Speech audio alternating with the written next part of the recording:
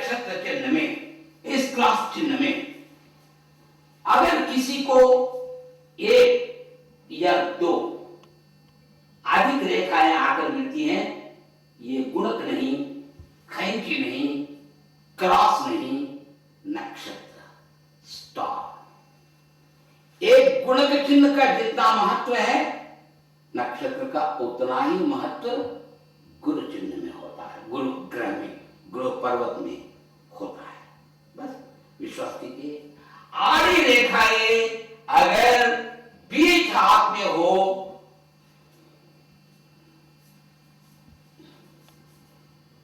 अगर बीच हाथ में ऐसी आड़ी रेखाएं होती हो, अभिवृद्धि तो होती है, भक्ति तो रहती है, मंत्रणा तो कर सकते हैं, शास्त्र ज्ञान तो होता है, रुक रुक कर धीमी चाल से, ये शुभ ग्रह होने से अगर दूसरे ग्रह में ऐसी आड़ी रेखाएं होंगे, कबड्डी खिलाएंगे वे रेखाएं, कबड्डी यानी खेलने के लिए हमें लाचार विवश कर देंगे, ऐसी परिस्थिति होती है। मगर गुरु पवित्र ग्रह होने के कारण, शुभ ग्रह होने के कारण, सात्विक ग्रह होने के कारण, सौम्य ग्रह होने के कारण अशुभों को भी शुभ बनाने की शक्ति उसमें है, लोहे को भी सोना बना सकता है। इन आड़ी रेखाओं से कुछ विपत्तियां है क्या? हैं क्या? आपत्तियां आती है। शास्त्र ज्ञान है, थोड़ी सी आपत्ति, भक्ति है, वह भक्ति करेंगे, पूजा करेंगे, पूजा के लिए बैठेंगे, मंदिर चलेंगे, यात्रा पर चलेंगे, एकाग्रता की कमी दिखाई पड़ती, इतना मात्र। दूसरे बार अगर प्रयत्नशील रहेंगे तो सफल होकर रहेंगे। आड़ी रेखाओं को दूरबीन में लेकर बहुत बड़े चिन्ह मत समझिए, ये हैं गुरु के प्रराजन, और सबसे बुरी रेखाएं हैं, सबसे बुरा निशान है, सबसे बुरा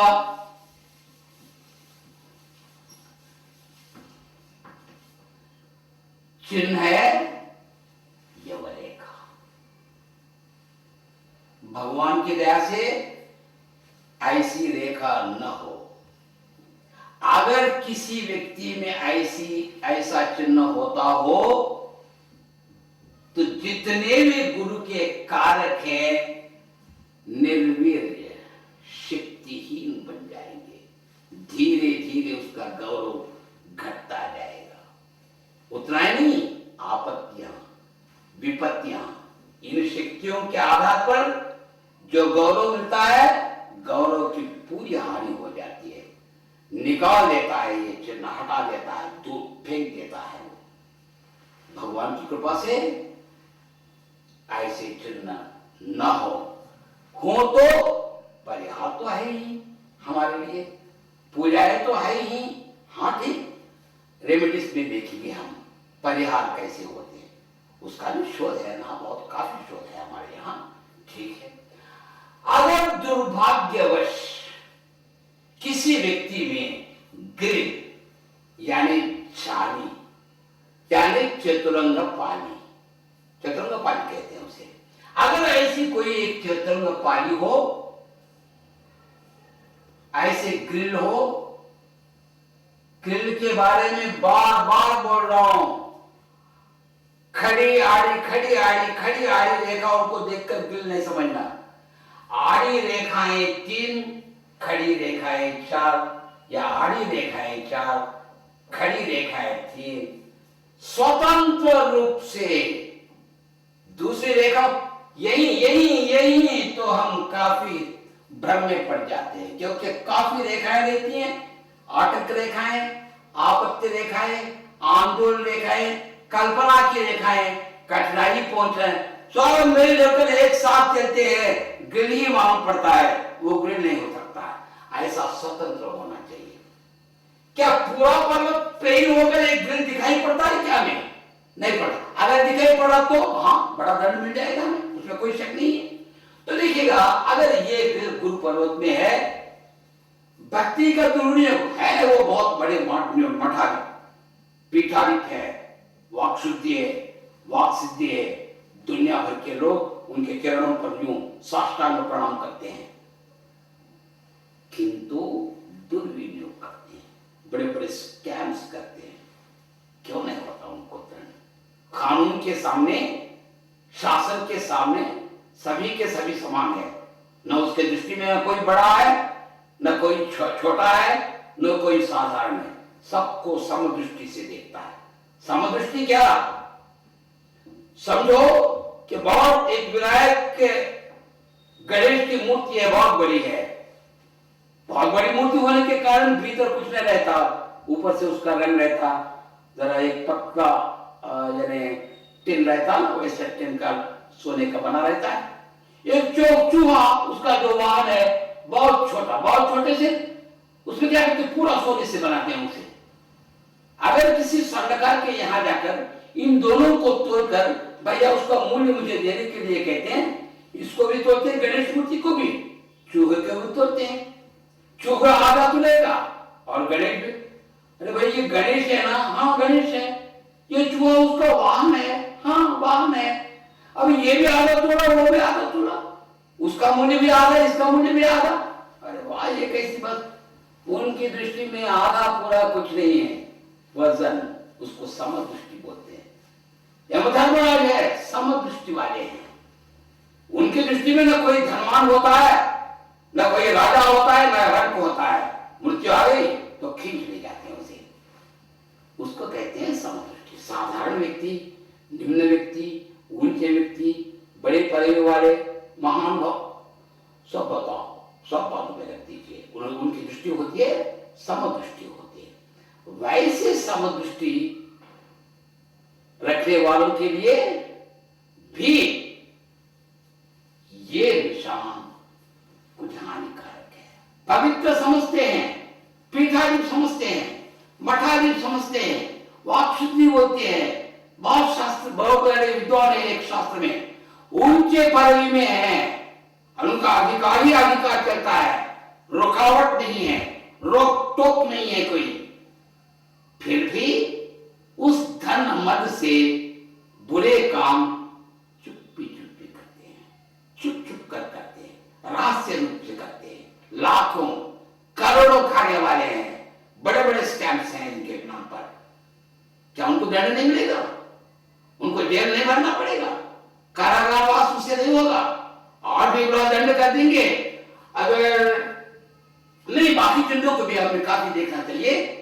अगर वैसे चिन्ह है, गिल का चिन्ह भी है, जीवन रेखा कटी हुई है, ये थंब यानी अंगुष्ठ मोटा, यानी कोई प्रमाद से, हानि से, दबने से, पत्थर गिरने से, ऑपरेशन होने से, दवा खूब खाने से, यानी कृत्रिम रूप से मोटा होना नहीं, सहजी अगर मोटा हो, वो वंश पारंपरिक भी ना होना चाहिए। वंश परंपरा की दृष्टि से भी 2, 3, 4 पीढ़ियों से वही मोटा होता रहता है, उसका दृष्टफल नहीं होता है।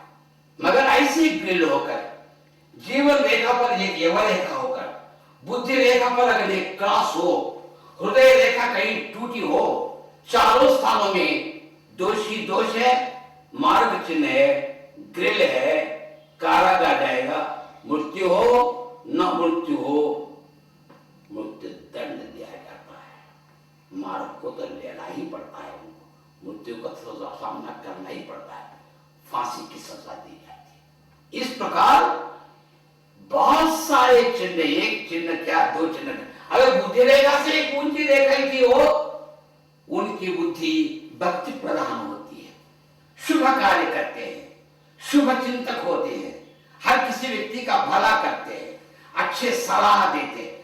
किस रेखा से निकल रही है, किस ओर चल रही है, मैंने वर्णमाला में बता दिया।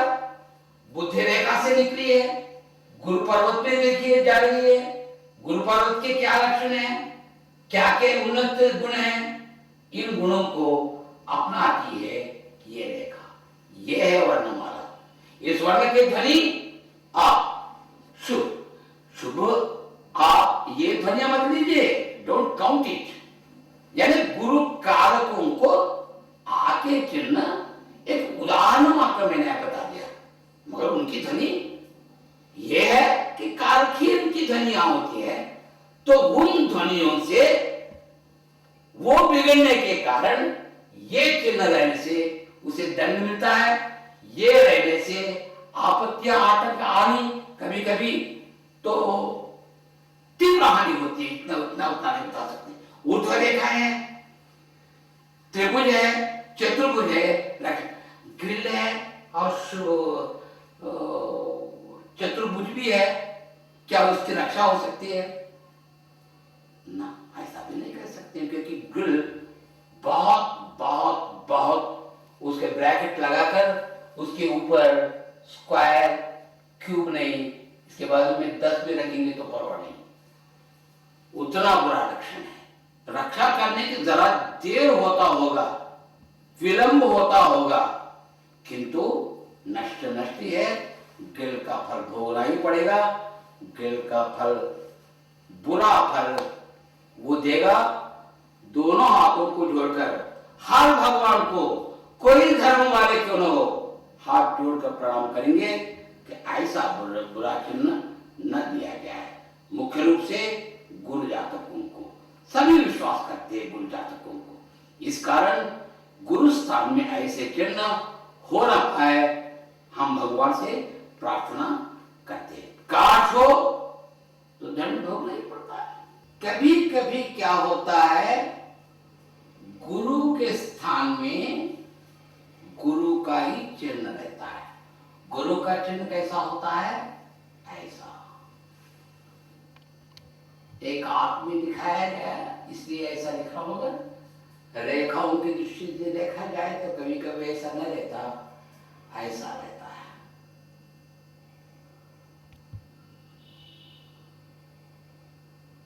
इसको गुरु चिन्ह नहीं कहते हैं, कुछ लोग स्वस्तिक कहते हैं। प्राचीन शास्त्र में स्वस्तिक है,